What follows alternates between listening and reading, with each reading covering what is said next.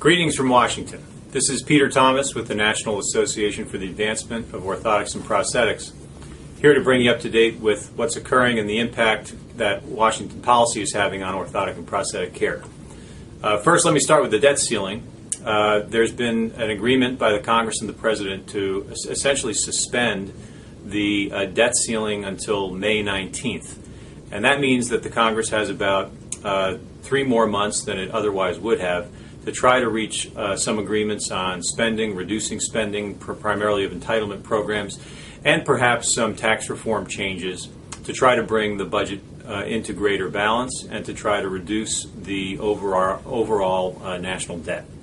Some good news on the healthcare front. The Congressional Budget Office just recently came out with some figures that forecasted healthcare spending for the third year in a row to be extremely low. In fact, healthcare spending averaged over the last 3 years only 1.9%.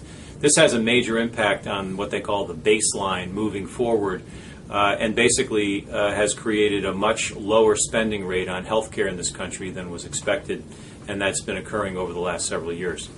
That has a materially positive impact on the ability to reduce the debt and the deficit. There are some major deadlines coming up that everyone should keep in mind. The first is March 1st. If the Congress does not pass some kind of delay or some kind of alternative to sequestration, which is across-the-board spending cuts, then those types of cuts will go into effect on the 1st of March.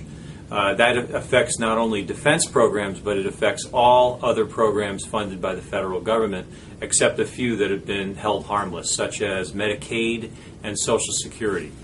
The Medicare program would experience a 2% reduction for all provider reimbursement. So any provider under Medicare would receive a 2% cut in what they otherwise would be paid under the Medicare program, starting on March 1, again, if Congress does not act otherwise.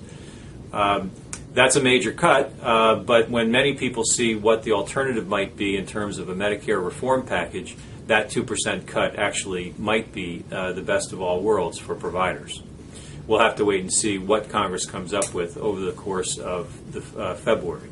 What is expected over the course of February is the release of the President's budget for fiscal year 2014, which is supposed to be published on the first Tuesday in February, but is expected to be published sometime in the next several weeks, maybe as late as early March.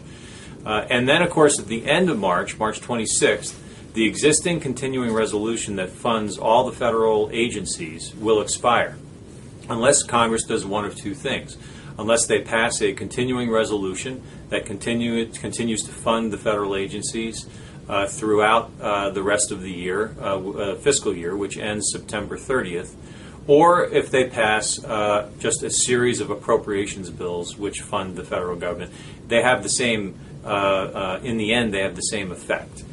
Those are two major sticking points, two major dates that will force the Congress to come together and to try to negotiate some kind of a compromise on spending reductions, tax reform, and other kinds of policy proposals that have been pending for some time. What many people called at the end of December the fiscal cliff, and now essentially is the fiscal cliff 2.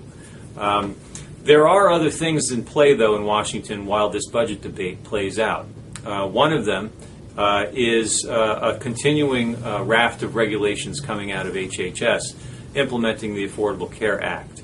In particular, there's a brand new regulation out on what will be covered under the Medicaid program when Medicaid programs are expanded in the states, at least for those governors that choose to do so. And we're doing all we can to make sure that orthotic and prosthetic care is considered a benefit under those plans and under those programs. And finally, let me just talk about physician documentation of Medicare claims for one moment. You know, all of the O&P Alliance organizations, and in particular AOPA, along with NAAOP and others, have been working on this issue for some time and trying to bring some degree of reasonableness to what is required to document an orthotic and prosthetic claim. Ultimately, Region B DME MAC just came out with some additional guidance on defining functional levels and what is required for physicians to actually document in their own files We think that these pronouncements are creating a very onerous standard for documentation. We think that the files are not even in the control of the prosthetist, and yet the prosthetist is on the hook for returning that money to Medicare. At the same time, they need to pay the manufacturers for the component parts that go into the prostheses. And so it's a no-win situation for prosthetists, and it's something that we're taking very seriously and trying to do all we can to try to move forward and improve that situation. Thanks so much, and I look forward to our next webcast.